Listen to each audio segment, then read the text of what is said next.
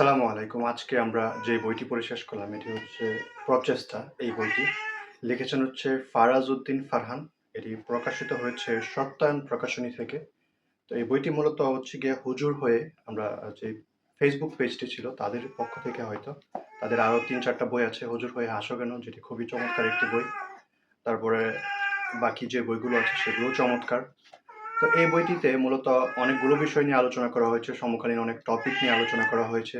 Basically ২০২৪ সালের যেই বাংলাদেশে গণ-অভ্যুত্থান কিংবা বিপ্লব হয়েছে, সেটাকে ঘিরে অনেক কিছু বিষয় প্রশ্ন, ইসলামিক প্রশ্ন মানুষের মনে যেগুলো এসেছে, সেগুলোই তুলে ধরার চেষ্টা করা হয়েছে এই বইটিতে আসলে।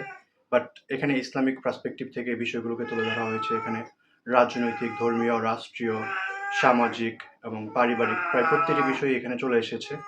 তো এটার মুদ্রিত মূল্য লেখা আছে হচ্ছে ৳৩৪০। এটার পৃষ্ঠা সংখ্যা হচ্ছে ২০৬। আমরা মোটামুটি অনেকদিন লাগিয়ে বইটা পড়ে শেষ করেছি। আমি যদি এক নজরে আপনাদেরকে সূচিপত্রগুলো বলে দিই, তাহলে হয়তোবা আপনারা বুঝতে পারবেন কিছুটা। প্রথমে রয়েছে ফাতহ, তারপর রয়েছে অস্তিত্বের প্রমাণ, বিজ্ঞান বন্দনা, আদি পাপ, অলৌকিক ঘটনা, প্রমাণ, জাজমেন্ট হওয়া, সেকুলাঙ্গার, হালাল হারাম, গণতন্ত্র, মত প্রকাশের স্বাধীনতা, অধিকার বনাম দাসত্ব, ম্যাসিকিস্ট মুসলিম, ইসলামের রাজনীতি, হুজুরদের রাজনৈতিক অদূরদর্শিতা, তর্ক পদ্ধতি, দেশ, জাতি, রাষ্ট্র, শাসকের আনুগত্য, হাজার বছরের সংস্কৃতি ও নদীময় ইসলাম, শিক্ষা, জ্ঞানের মালিকানা, প্রেম করে না করে বিয়ে, নারীর মর্যাদা, পরিচয়, পোশাক, উপমা, সম্পর্কে পরনির্ভরশীলতা, শুধু মেয়েদেরকে কেন নসিহত শুনতে হবে, বৈবাহিক দর্শন, পুরুষ কি টাকার মেশিন, স্বামী স্ত্রীর অধিকার, জেনজি। তো এর মাধ্যমে আসলে এই বইটি পড়া শেষ করা হয়েছে।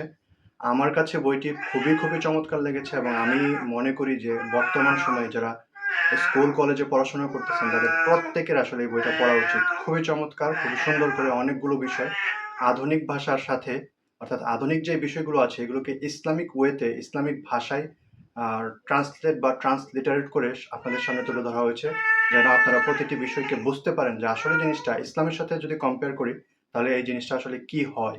অ্যান্ড এই বিষয়গুলো যে অন্য একটি ধর্ম, অর্থাৎ ইসলাম ধর্ম এবং এই যে সামগ্রিক জীবন ব্যবস্থাটা আছে, এই ২ টা যে আলাদা ধর্ম সেটা বোঝার জন্য এটা খুবই চমৎকার একটা বই। ধন্যবাদ। জাযাকাল্লাহু খাইরান।